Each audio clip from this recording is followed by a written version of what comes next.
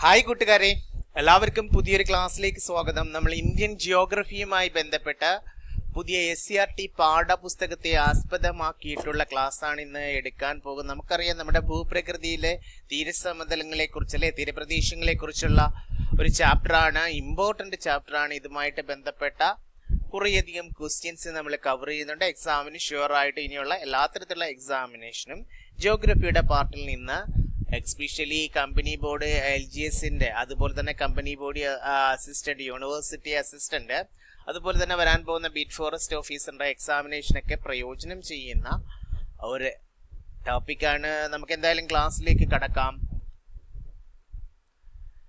അപ്പോൾ 9th സ്റ്റാൻഡേർഡിന്റെ പുതിയ SCERT പാഠഭാഗത്തിലെ തീരങ്ങളിലൂടെ എന്ന് പറയുന്ന ചാപ്റ്ററിനെ ആസ്പദമാക്കിയിട്ടുള്ളതാണ്. നമുക്കറിയാം, Vasco da Gama Kozhikode Kappad കടപ്പുറത്ത് കപ്പലിറങ്ങിയതിനെ കുറിച്ചൊക്കെ നമുക്ക് അറിയാം അല്ലെ.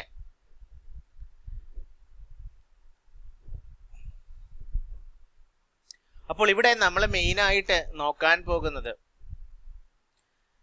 നമ്മുടെ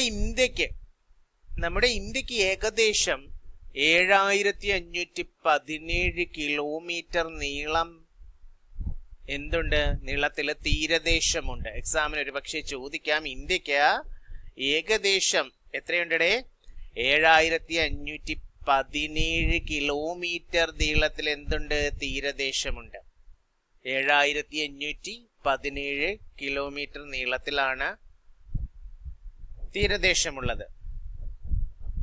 അതിൽ നമ്മുടെ ലക്ഷദ്വീപുകളുടെയും ആൻഡമാൻ നിക്കോബാർ ദ്വീപുകളുടെയും തീരങ്ങൾ ഉൾപ്പെടെയാണ്. അപ്പോൾ കേന്ദ്രഭരണ പ്രദേശങ്ങളായ ലക്ഷദ്വീപിന്റെയും ആൻഡമാൻ നിക്കോബാർ ദ്വീപുകളുടെയും തീരങ്ങൾ ഉൾപ്പെടെ ഇന്ത്യക്ക് ഏകദേശം 7517 കിലോമീറ്റർ നീളത്തിൽ തീരദേശമുണ്ട്.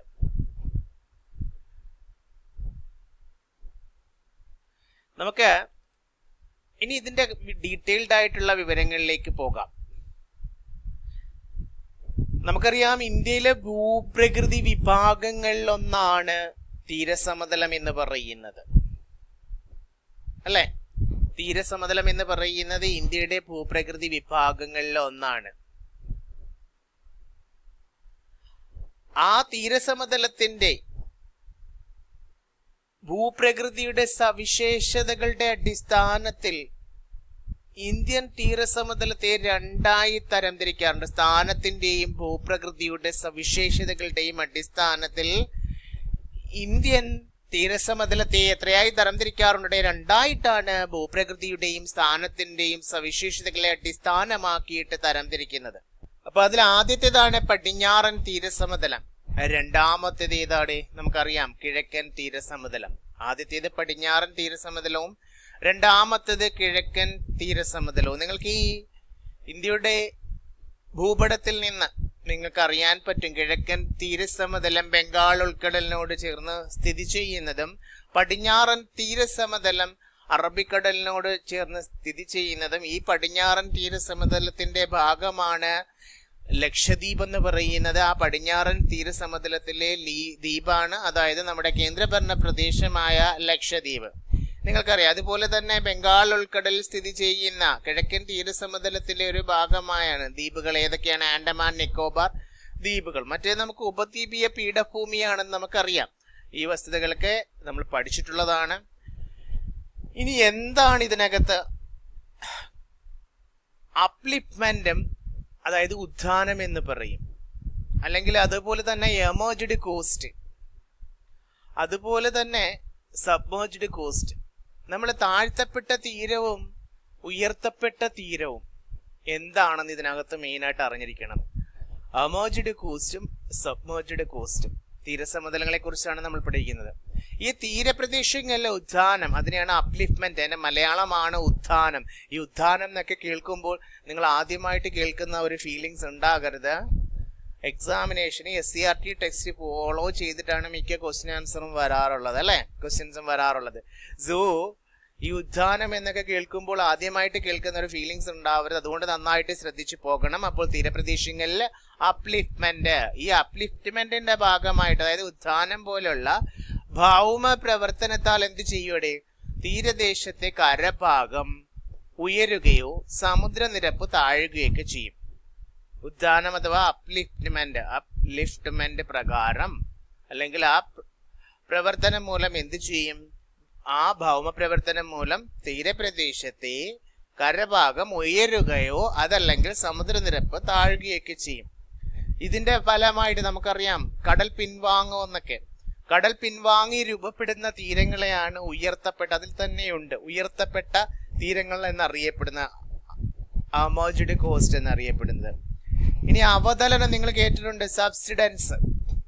അപ്ലിഫ്റ്റ്മെന്റിന്റെ അല്ലെങ്കിൽ ഉത്ഥാനത്തിന്റെ, ആ വേർഡ് ഓർത്തിരുന്ന ഉത്ഥാനത്തിന്റെ ഫലമായിട്ടാണ് ഉയർത്തപ്പെട്ട രൂപങ്ങള് രൂപം കൊള്ളുന്നത്. അതുപോലെ തന്നെ താഴ്ത്തപ്പെട്ട തീരങ്ങൾ, അതായത് സബ്മേർജ്ഡ് കോസ്റ്റ്, അത് സബ്സിഡൻസ് പോലെയുള്ള ഭൗമ പ്രവർത്തനങ്ങൾ നടക്കുമ്പോൾ എന്ത് ചെയ്യും? തീരപ്രദേശത്തെ കരഭാഗം താഴുകയോ സമുദ്ര ജലനിരപ്പ് ഉയരുകയോ ചെയ്യും. അപ്ലിഫ്റ്റ്മെന്റിന്റെ ഭാഗമായിട്ട് നമ്മൾ പഠിച്ചു, ഉയർത്തപ്പെട്ട തീരങ്ങൾ അല്ലെങ്കിൽ അമേർജ്ഡ് കോസ്റ്റ് രൂപം കൊള്ളുമ്പോൾ തീരദേശത്തെ കരഭാഗം ഉയരുകയാണ്. അതിന്റെ ജസ്റ്റ് അപ്പോസിറ്റ് ആണ് സബ്മേർജ്ഡ് കോസ്റ്റിൽ, അതായത് താഴ്ത്തപ്പെട്ട തീരങ്ങളിൽ നടക്കുന്നത്. അപ്പോ ഉത്ഥാനം മൂലം ഉയർത്തപ്പെട്ട തീരങ്ങൾ രൂപം കൊള്ളുമ്പോൾ തീരദേശത്തെ കരഭാഗം ഉയരും, സമുദ്രനിരപ്പ് താഴും. എന്നാൽ സബ്സിഡൻസിന്റെ ഭാഗമായിട്ട്, അതായത് അവതലനത്തിന്റെ ഭാഗമായിട്ട്, അവതലനം എന്ന് പറയുന്നത് ഭൗമ പ്രവർത്തനമാണ്. അപ്പോൾ അവിടുത്തെ തീരദേശത്തെ കരഭാഗം താഴുകയാണ് ചെയ്യുന്നത്. അപ്ലിഫ്റ്റ്മെന്റ് എന്ന് പറയുമ്പോൾ തന്നെ അവിടെ ഉയർത്തുക എന്നുള്ള രീതിയിലൊക്കെ ഓർത്തിരുന്ന് കഴിഞ്ഞാൽ മതിയാകുമ്പോൾ ആ ഉയർത്തപ്പെട്ട തീരങ്ങളെ കുറിച്ച് നമുക്ക് കിട്ടും. കര എന്ത് ചെയ്യും? ഉയരും, അവിടെ സമുദ്രനിരപ്പ് താഴും. എന്നാൽ സബ്മേർജ്ഡ് കോസ്റ്റിൽ താഴ്ത്തപ്പെട്ട തീരങ്ങളിൽ കരഭാഗം താഴും. അത് ഓർത്തിരുന്നാൽ മതി, എളുപ്പമാണ്. അവതലനത്തിന്റെ ഫലമായിട്ടാണ്. കരഭാഗം താഴുകയോ സമുദ്ര ജലനിരപ്പ് എന്ത് ചെയ്യും? ഉയരുകയോ ചെയ്യും. അങ്ങനെ ഇതിന്റെ ഫലമായിട്ട് എന്ത് ചെയ്യും? കരയിലേക്ക് കടൽ കയറാറുണ്ട്, നമ്മൾ കണ്ടിട്ടുണ്ട്. അങ്ങനെ രൂപപ്പെട്ട മറ്റിടത്ത് കടൽ പിൻവാങ്ങുകയാണ് ഉയർത്തപ്പെട്ട തീരങ്ങളിൽ സംഭവിക്കുന്നത്. ഇവിടെ കടൽ എന്ത് ചെയ്യും? കയറുകയാണ്. അങ്ങനെ കയറി രൂപപ്പെട്ട തീരങ്ങളെയാണ് താഴ്ത്തപ്പെട്ട തീരങ്ങൾ അഥവാ സബ്മേർജ്ഡ് കോസ്റ്റ്. നിങ്ങൾക്ക് രണ്ടും മനസ്സിലായി കാണുമെന്ന് കരുതുന്നു, താഴ്ത്തപ്പെട്ട തീരവും ഉയർത്തപ്പെട്ട തീരവും. ഇനി പറയേണ്ട കാര്യമില്ലല്ലോ, താഴ്ത്തപ്പെട്ട തീരം ഉയർത്തപ്പെട്ട തീരം. അപ്പൊ താഴ്ത്തപ്പെട്ട തീരം അവതലനം മൂലം, ഉയർത്തപ്പെട്ട തീരം അപ്ലിഫ്റ്റ്മെന്റ് മൂലം, അതായത് ഉത്ഥാനം മൂലം. അതിൽ തന്നെയുണ്ട് അപ്ലിഫ്റ്റ്മെന്റ് പോലെ ഉത്ഥാനം മൂലം. മലയാളമാണ് ഉത്ഥാനം, അത് അറിഞ്ഞിരിക്കണം. അവതലനമാണ് അവതലനം. അവതലനം എന്ന് പറയുമ്പോൾ തന്നെ അറിയാം താഴ്ത്തപ്പെട്ടത്, സബ്സിഡൻസ്. ഓക്കെ, നമുക്കിനി അടുത്ത പോർഷനിലേക്ക് പോകാം. അപ്പൊ നമ്മൾ രണ്ട് തരത്തിലുള്ള തീരസമതലങ്ങളെ കുറിച്ച് മനസ്സിലാക്കണമെന്ന് പറഞ്ഞു. പടിഞ്ഞാറൻ തീരസമതലവും കിഴക്കൻ തീരസമതലവും. ഈ പടിഞ്ഞാറൻ തീരസമതലം നമ്മൾ ഓൾറെഡി താഴ്ത്തപ്പെട്ട തീരത്തെ കുറിച്ച് പഠിച്ചു, സബ്മേർജ്ഡ് കോസ്റ്റ് അല്ലെ, അവതലനം മൂലം രൂപം കൊള്ളുന്നത്. നമുക്ക് പടിഞ്ഞാറൻ തീരസമതലം, നമ്മൾ ആദ്യത്തെ ആ ഭൂപടം, ഈ പടിഞ്ഞാറൻ തീരസമതലം എന്ന് പറയുന്നത് കിഴക്കൻ തീരസമതലത്തിന് ഉപദ്വീപീയ പീഠഭൂമി കണ്ടല്ലോ. അപ്പോൾ ഈ ഉപദ്വീപീയ പീഠഭൂമിക്കും കിഴക്കൻ തീരസമതലത്തിനും ഇടയിൽ സ്ഥിതി ചെയ്യുന്ന ഇടുങ്ങിയ ഭൂരൂപമാണ് പടിഞ്ഞാറൻ തീരസമതലം എന്ന് പറയുന്നത് അല്ലെ. ചിത്രം കാണുമ്പോൾ നിങ്ങൾക്ക് മനസ്സിലാവുമല്ലോ. ഈ കിഴക്കൻ തീരസമതലത്തിനും ഉപദ്വീപീയ പീഠഭൂമിക്കും ഇടയിൽ കാണുന്ന ഇടുങ്ങിയ ഭൂപ്രദേശത്തെ നമ്മള് പടിഞ്ഞാറൻ തീരസമതലം എന്നാണ് വിളിക്കുന്നത്. ഓക്കെ അല്ലേ? അപ്പോൾ ഇവിടെ അറിഞ്ഞിരിക്കണം, ഈ പടിഞ്ഞാറൻ തീരസമതലം ഏതു മുതൽ ഏതുവരെയാണെന്ന് എക്സാമിന് ചോദിക്കും. ഷുവറാണ്, ചോദിച്ചിട്ടുണ്ട്. അപ്പൊ ഈ പടിഞ്ഞാറൻ തീരസമതലം, പടിഞ്ഞാറ് നമുക്കറിയാം ഗുജറാത്തിലെ കച്ച്, ഗുജറാത്ത് സംസ്ഥാനത്തിലെ കച്ച് മുതൽ, ഗുജറാത്ത് സംസ്ഥാനത്തിലെ കച്ച് മുതൽ കന്യാകുമാരി വരെ, തമിഴ്നാട്ടിലെ കന്യാകുമാരി വരെ 1840 കിലോമീറ്റർ നീളത്തിൽ കാണപ്പെടുന്ന തീരപ്രദേശമാണ് ഏത്? പടിഞ്ഞാറൻ തീരസമതലം. അപ്പോൾ പടിഞ്ഞാറൻ തീരസമതലം എന്ന് പറയുന്നത് ഗുജറാത്തിലെ കച്ച് മുതൽ കന്യാകുമാരി വരെ ഏകദേശം 1840 കിലോമീറ്റർ നീളത്തിൽ കാണപ്പെടുന്നതാണ് അല്ലേ? ഈ തീരപ്രദേശത്തിന്റെ, അതായത് ഈ പടിഞ്ഞാറൻ തീര സമതലത്തിന്റെ വീതി 10 കിലോമീറ്ററിനും 15 കിലോമീറ്ററിനും ഇടയിലാണ്. 10 കിലോമീറ്ററിനും 15 കിലോമീറ്ററിനും. അപ്പോൾ ഇതൊരു സബ്മേർജ്ഡ് കോസ്റ്റ് ആണ്. നമ്മൾ ഓൾറെഡി പഠിച്ചു സബ്സിഡസിന്റെ ഭാഗമായിട്ട്, അതായത് അവതരണത്തിന്റെ ഭാഗമായിട്ട് രൂപം കൊള്ളുന്ന സബ്മേർജ്ഡ് കോസ്റ്റിന് ഉദാഹരണമാണ് ഗുജറാത്തിലെ കച്ച് മുതൽ കന്യാകുമാരി വരെ ഏകദേശം 1840 കിലോമീറ്റർ നീളത്തിൽ കാണപ്പെടുന്ന തീരപ്രദേശമായ അറബിക്കടലിനും ഉപദ്വീപീയ പീഠഭൂമിക്കും ഇടയിൽ സ്ഥിതി ചെയ്യുന്ന ഇടുങ്ങിയ ഭൂപ്രദേശമായ പടിഞ്ഞാറൻ തീരസമതലം. ഓക്കെ അല്ലേ? പടിഞ്ഞാറൻ തീരസമതലം സെറ്റ് അല്ലേ? അപ്പൊ പടിഞ്ഞാറൻ തീരസമതലം ഒരു സബ്മേർജ്ഡ് കോസ്റ്റ് ആണെന്ന് എക്സാമിന് ചോദിക്കും. കിഴക്കൻ തീരസമതലവും അതല്ലെങ്കിൽ ബേ ഓഫ് ബംഗാളും ഒക്കെ തന്നിട്ട്, അതല്ലെങ്കിൽ പടിഞ്ഞാറൻ തീരസമതലം ഒക്കെ തന്നിട്ട് ഇതിനകത്ത് സബ്മേർജ്ഡ് കോസ്റ്റ് ഒക്കെ തെരഞ്ഞെടുക്കാൻ പറഞ്ഞു കഴിഞ്ഞാൽ അറിഞ്ഞിരിക്കണം, താഴ്ത്തപ്പെട്ട തീരമാണ് പടിഞ്ഞാറൻ തീരസമതലം. പടിഞ്ഞാറ് അറബിക്കടലിനും അതുപോലെ തന്നെ ഉപദ്വീപീയ പീഠഭൂമിക്കും ഇടയിൽ സ്ഥിതി ചെയ്യുന്ന ഗുജറാത്തിലെ കച്ച് മുതൽ കന്യാകുമാരി വരെ ഏകദേശം 1840 കിലോമീറ്റർ നീളത്തിലും തീരപ്രദേശത്തെ വീതി 10നും 15 കിലോമീറ്ററിനും ഇടയിലുള്ള തീരസമതലമാണ്, അല്ലെങ്കിൽ തീരപ്രദേശമാണ്, അല്ലെങ്കിൽ ഭൂപ്രദേശമാണ് ഏത്? പടിഞ്ഞാറൻ തീരസമതലം. അത് സബ്മേർജ്ഡ് കോസ്റ്റിന് ഉദാഹരണമാണ്, താഴ്ത്തപ്പെട്ട തീരങ്ങൾക്ക് ഉദാഹരണമാണ്. സെറ്റല്ലേ? ഇത്രയും ഓക്കെ അല്ലേ? നമുക്ക് ഈ പടിഞ്ഞാറൻ തീരസമതലത്തിന്റെ മറ്റൊരു സവിശേഷത നമ്മൾ അറിഞ്ഞിരിക്കണം. തീരത്തോടടുത്തായിരിക്കും ഈ പടിഞ്ഞാറൻ തീരസമതലത്തിലെ കായലുകൾ കാണപ്പെടുന്നത്. പടിഞ്ഞാറൻ തീരസമതലത്തില് അതിന്റെ പ്രധാനപ്പെട്ട ഒരു സവിശേഷതയാണ് തീരത്തോടടുത്ത് കാണപ്പെടുന്ന കായലുകൾ. ഈ പടിഞ്ഞാറൻ തീരസമതലത്തെ വീണ്ടും എന്ത് ചെയ്യുന്നുണ്ട്? 3ആയിട്ട് തരംതിരിക്കുന്നുണ്ട്. പടിഞ്ഞാറൻ തീരസമതലത്തെ 3 ഭാഗങ്ങളായി തരംതിരിക്കുന്നുണ്ട്. ഗുജറാത്ത് തീരവും കൊങ്കൺ തീരവും മലബാർ തീരവും. ഗുജറാത്ത് തീരം, കൊങ്കൺ തീരം, മലബാർ തീരം. മലബാർ തീരമൊക്കെ നിങ്ങൾക്ക് അറിയാവുന്നതാണ്. അപ്പോൾ ഗുജറാത്ത് തീരമെന്നും കൊങ്കൺ തീരമെന്നും മലബാർ തീരമെന്നും പടിഞ്ഞാറൻ തീരസമതലത്തെ ഉപദ്വീപീയ പീഠഭൂമിക്കും അറബിക്കടലിനും ഇടയിൽ സ്ഥിതി ചെയ്യുന്ന പടിഞ്ഞാറൻ തീരസമതലത്തെ ഗുജറാത്തിലെ കച്ച് മുതൽ കന്യാകുമാരി വരെ നീണ്ടുകിടക്കുന്ന പടിഞ്ഞാറൻ തീരസമതലത്തെ 3 ഭാഗങ്ങളായി തരംതിരിക്കാം. ഗുജറാത്ത് തീരം, കൊങ്കൺ തീരം, മലബാർ തീരം.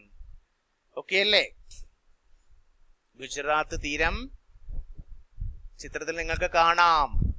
പടിഞ്ഞാറൻ തീരസമതലത്തിന്റെ ഭാഗമായിട്ട് നമ്മൾ ഭൂപടം നിരീക്ഷിക്കുമ്പോൾ ഗുജറാത്ത് തീരത്തെ കാണാൻ പറ്റുന്നില്ലേ? ഗുജറാത്ത് തീരം, അതുപോലെ തന്നെ കൊങ്കൺ തീരം, മലബാർ തീരം കണ്ടില്ലേ? ഗുജറാത്തിലെ റാൻ ഓഫ് കച്ച് മുതൽ കണ്ടല്ലോ. ഇനി നമ്മള് അതുപോലെ തന്നെ കിഴക്കൻ തീരം എടുക്കും. അവിടെ നമുക്ക് വടക്കൻ സർക്കാർ തീരവും കോറമൻഡൽ തീരത്തെ കുറിച്ചൊക്കെ പഠിക്കണം. അപ്പോൾ ഈ ചിത്ര നിരീക്ഷണം നിങ്ങൾ കാണാൻ പറ്റും. ഓക്കെ, ഉപദ്വീപീയ പീഠഭൂമിക്കും ബംഗാൾ ഉൾക്കടലിനും ഇടയ്ക്കാണ് ഏത് സ്ഥിതി ചെയ്യുന്നത്? കിഴക്കൻ തീരം സ്ഥിതി ചെയ്യുന്നത് നിങ്ങൾക്കറിയാം. അതിനെ കുറിച്ചൊക്കെ നമുക്ക് പിന്നീട് പഠിക്കാം. ഇപ്പോൾ നമ്മൾ പടിഞ്ഞാറൻ തീരപ്രദേശത്തെ കുറിച്ചാണ് പഠിക്കുന്നത്. ഇനി ഇപ്പോൾ നമ്മൾ പറഞ്ഞു ഈ പടിഞ്ഞാറൻ തീരസമുദ്രത്തെ 3ആയി തരംതിരിക്കാമെന്ന്. കണ്ടില്ലേ? ഗുജറാത്ത് തീരം, കൊങ്കൺ തീരം, മലബാർ തീരം. ഈ ഗുജറാത്ത് തീരസമതലത്തെ നമുക്കൊന്ന് എടുക്കാം. ആദ്യത്തെ നമ്മൾ പറഞ്ഞു ഗുജറാത്തിലെ റാൻ ഓഫ് കച്ച്. ഈ റാൻ ഓഫ് കച്ചിലെ ചതുപ്പ് പ്രദേശവും അതുപോലെ തന്നെ കച്ച് സൗരാഷ്ട്ര മേഖലകളുടെ തീരപ്രദേശങ്ങളും, കച്ച് സൗരാഷ്ട്ര മേഖലകളുടെ തീരപ്രദേശങ്ങളും അതുപോലെ തന്നെ നമുക്കറിയാം കേന്ദ്രഭരണ പ്രദേശങ്ങളാണ്. ഇതിപ്പോൾ ഒരുമിച്ചിട്ടുണ്ട്. ഒറ്റ കേന്ദ്രഭരണ പ്രദേശമായി ദാമൻ ഡിയുവും ദാദ്ര നഗർ ഹവേലിയും. അപ്പോൾ ഈ കേന്ദ്രഭരണ പ്രദേശങ്ങളുടെ എല്ലാം കൂടി കമ്പൈൻ ചെയ്തിട്ട് വരുന്നതാണ് ഗുജറാത്ത് തീരസമുദ്രം. അപ്പൊ ഈ ഗുജറാത്ത് തീരസമുദ്രത്തിൽ എന്തൊക്കെ വരും, ഏതൊക്കെ ഭാഗങ്ങൾ വരും എന്ന് അറിഞ്ഞിരിക്കണം. എക്സാമിന് ചോദിക്കാം. റാൻ ഓഫ് കച്ചിലെ ചതുപ്പ് പ്രദേശവും കച്ച് സൗരാഷ്ട്ര മേഖലകളുടെ തീരപ്രദേശങ്ങളും ദാമൻ ദിയു ദാദ്ര നഗർ ഹവേലി കേന്ദ്രഭരണ പ്രദേശത്തിന്റെ ഈ പ്രദേശവും കൂടി ഉൾപ്പെടുന്നതാണ് ഗുജറാത്ത് തീരസമുദ്രം. ഓക്കെ അല്ലേ? ഇനി നിങ്ങൾ കേട്ടിട്ടുണ്ടാവും സബർമതി, ഗുജറാത്തിലെ സബർമതി, അതല്ല മാഹി, അറിയാലോ. അപ്പൊ ഈ സബർമതി, മാഹി തുടങ്ങിയ നദികളുടെ എക്കൽ നിക്ഷേപണ ഫലമായിട്ടാണ് എക്സാമിന് ചോദിക്കാതെ ഈ ഗുജറാത്ത് തീരസമതലം സബർമതിയിലെ മാഹി തുടങ്ങിയ നദികളുടെ എക്കൽ നിക്ഷേപണ ഫലമായിട്ട് രൂപം കൊണ്ട തീരസമതല ഭാഗമാടേ ഏതടേ ഗുജറാത്ത് തീരസമതലം. ചെറുതും വലുതുമായ ദ്വീപുകള്, ഉപദ്വീപുകൾ, കടലിടുക്കുകൾ, ചതുപ്പ് നിലങ്ങൾ, അതുപോലെ തന്നെ ക്രീക്സ്, അതായത് വേലിയേറ്റ ചാലുകളെയാണ് ക്രീക്സ് എന്ന് പറയുന്നത്, കുന്നുകൾ എന്നിവയൊക്കെ ഏതിന്റെ സവിശേഷതയാണ്? ഈ ഗുജറാത്ത് തീരസമതലത്തിന്റെ സവിശേഷതയാണ്. സബർമതി, മാഹി തുടങ്ങിയ നദികളുടെ എക്കൽ നിക്ഷേപന ഫലമായിട്ട് രൂപം കൊണ്ട പടിഞ്ഞാറൻ തീരസമതല ഭൂപ്രദേശമാണ് ഗുജറാത്ത് തീരസമതലം.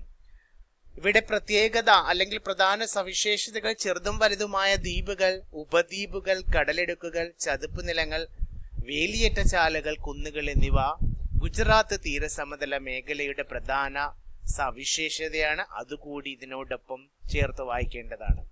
ഓക്കെ അല്ലേ? നിങ്ങൾ കേട്ടിട്ടുണ്ടാവും അലാങ് കടൽ തീരം. കേട്ടിട്ടുണ്ടോ? അലാങ് കടൽ തീരം, കപ്പലുകളുടെ ശവപ്പറമ്പ്. എക്സാമിന് ചോദിക്കും. കപ്പലുകളുടെ ശവപ്പറമ്പ് കേട്ടിട്ടുണ്ടാവും. Grave yard of ships. എന്താണ് ഗ്രേവ് യാർഡ് ഓഫ് ഷിപ്സ് എന്നറിയപ്പെടുന്നത് അലാങ് കടൽ തീരമാണ്. അലാങ് കടൽ തീരമാണ് കപ്പലുകളുടെ ശവപ്പറമ്പ് അഥവാ ഗ്രേവ് യാർഡ് ഓഫ് ഷിപ്സ്. കേട്ടിട്ടുള്ളതാണ് കപ്പലുകളുടെ ശവപ്പറമ്പ് അല്ലെ? ഗുജറാത്തിലെ അലാങ് കടൽ തീരത്തെയാണ് എന്തു പറയുന്നത്? കപ്പലുകളുടെ ശവപ്പറമ്പ്. കാരണം അലാങ് തീരത്താണ് ഏറ്റവും വലിയ കപ്പൽ പൊള്ളിക്കൽ കേന്ദ്രമൊക്കെ ഉള്ളത്. ഏറ്റവും വലിയ, അതും ലോകത്തിലെ തന്നെ ഏറ്റവും വലിയ കപ്പൽ പൊള്ളിക്കൽ കേന്ദ്രം ഗുജറാത്തിലാണ്. ആ ഗുജറാത്തിലെ അലാങ് കടൽ തീരമാണ്. അലാങ് തീരത്തെ കപ്പൽ പൊള്ളിക്കൽ കേന്ദ്രമാണ് നിങ്ങൾക്കിവിടെ റൈറ്റ് സൈഡിൽ ചിത്രത്തിൽ കാണാനായിട്ട് സാധിക്കുന്നത്. എക്സാമിന് ചോദിച്ചിട്ടുണ്ട്, ഇനിയും ചോദിക്കും. ഇപ്പൊ കപ്പലുകളുടെ ശവപ്പറമ്പ് ഗ്രേവ് യാർഡ് ഓഫ് ഷിപ്സ് എന്നറിയപ്പെടുന്നത് ഭാഗം ഏതാണ്? ഗുജറാത്തിലെ അലാങ് കടൽ തീരം. അതുപോലെ തന്നെ ഗുജറാത്തിൽ തന്നെ പരുത്തി തുണി വ്യവസായ കേന്ദ്രങ്ങൾ നിങ്ങൾക്കറിയാം. സൂറത്തും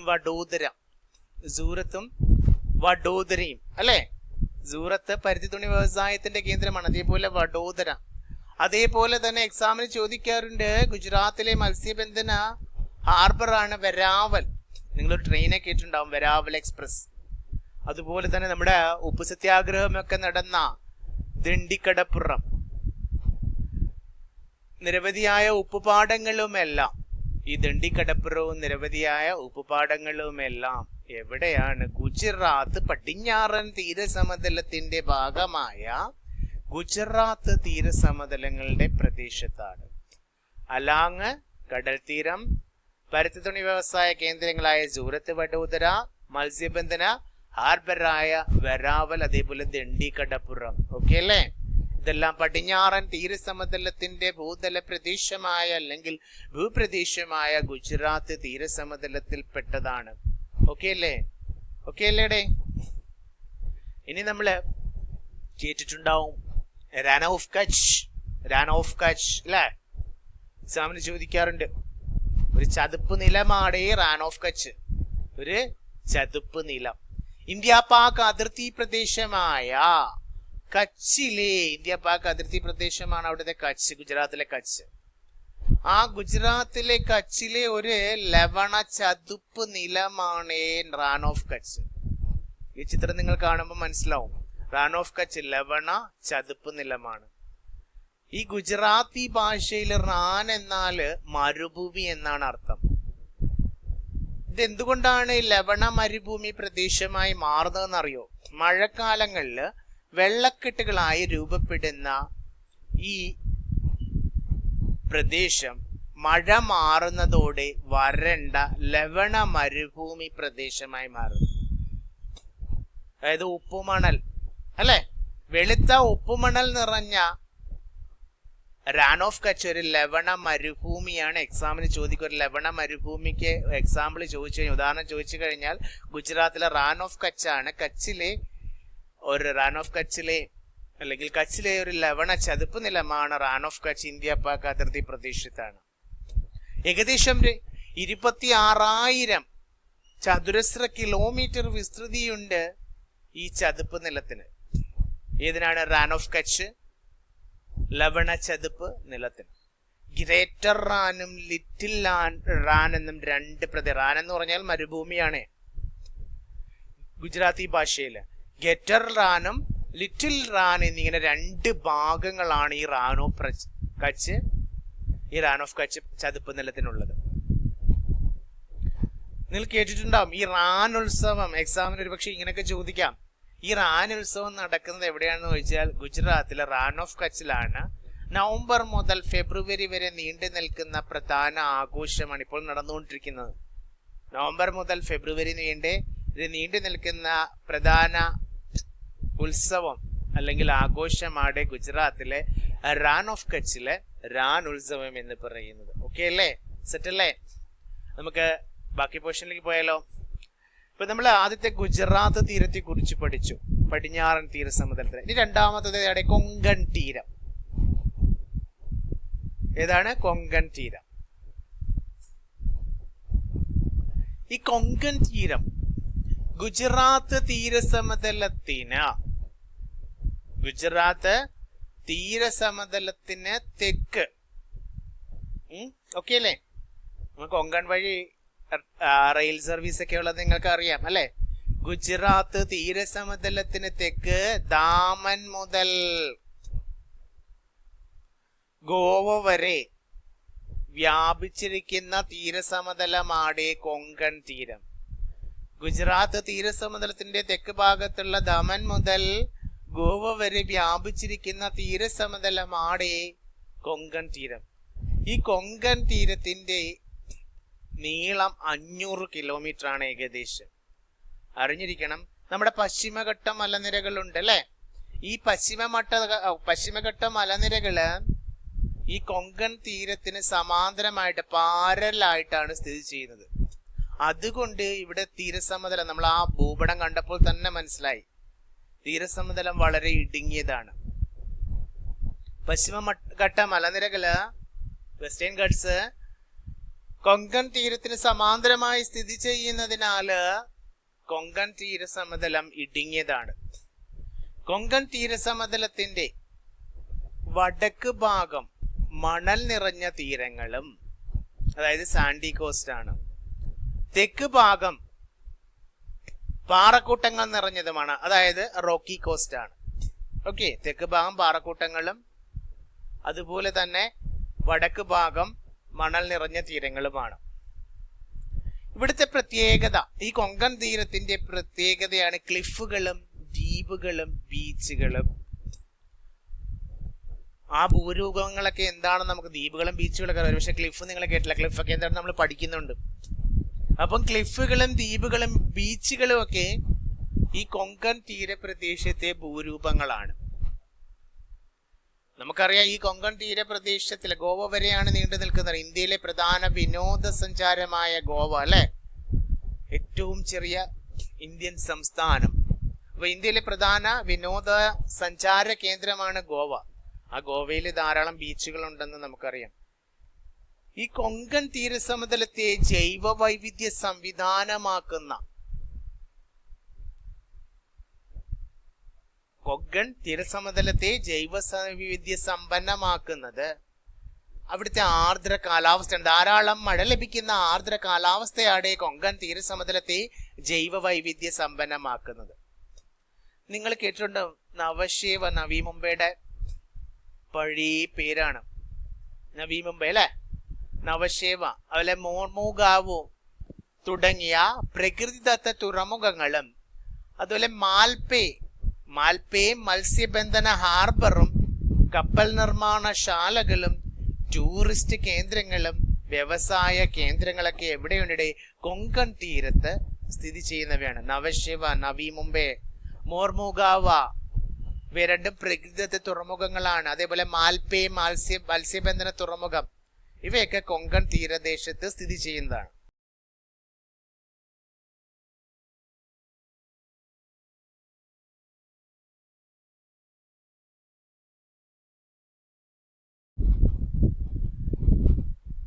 നമ്മള് മാൽപേ ദ്വീപിനെ കുറിച്ച് മനസ്സിലാക്കി അല്ലേ.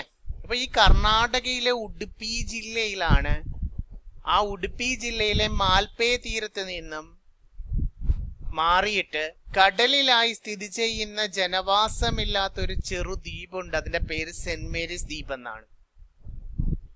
സെന്റ് മേരീസ് ദ്വീപ് കർണാടകയിലെ ഉടുപ്പി ജില്ലയിലെ മാൽപേ തീരത്ത് നിന്നും മാറി കടലിലായി സ്ഥിതി ചെയ്യുന്ന ജനവാസമില്ലാത്ത ചെറുദ്വീപാണ്.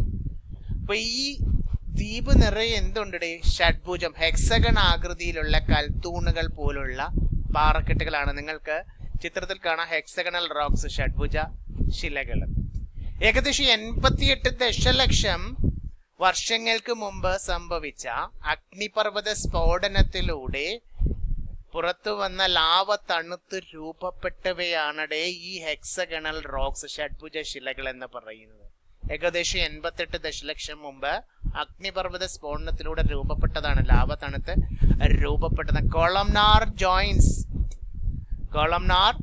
ജോയിൻസ് എന്ന ജിയോളജീയ ശിലാമാതൃകയാണ് ഈ ഷഡ്ഭുജ ശിലകൾ അഥവാ ഹെക്സഗണൽ റോക്സ്. ഇത് കാണപ്പെടുന്നത് കർണാടകയിലെ ഉടുപ്പി ജില്ലയിലെ മാൽപേ തീരത്താണ്.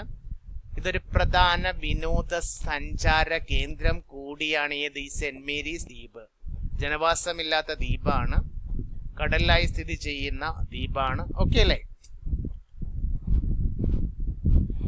ഇനി നമ്മൾ അടുത്തത് മലബാർ തീരത്തെ കുറിച്ചാണ് പഠിച്ചത്. നമ്മൾ പടിഞ്ഞാറൻ തീരസമതലത്തിലെ ഗുജറാത്ത് തീരസമതലത്തെ കുറിച്ചും കൊങ്കൺ തീരസമതലത്തെ കുറിച്ചും പഠിച്ചു.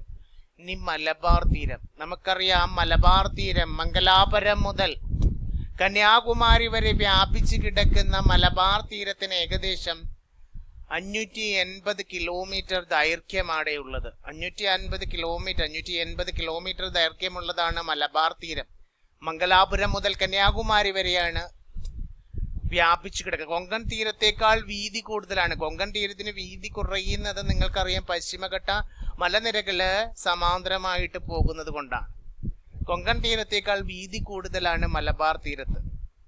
ക്ലിഫുകള്, കടൽ സ്തംഭങ്ങള്, ബീച്ചുകള്, അഴിമുഖങ്ങള്, പൊഴികൾ തുടങ്ങിയ ഭൂരൂപങ്ങള്, തീരഭൂരൂപങ്ങൾ മലബാർ തീരത്തും കാണാനായിട്ട് സാധിക്കും. ഇവിടുത്തെ ഏറ്റവും വലിയൊരു സവിശേഷതയാണ് കായലുകൾ. വേമ്പനാട്ട് കായൽ ഈ മലബാർ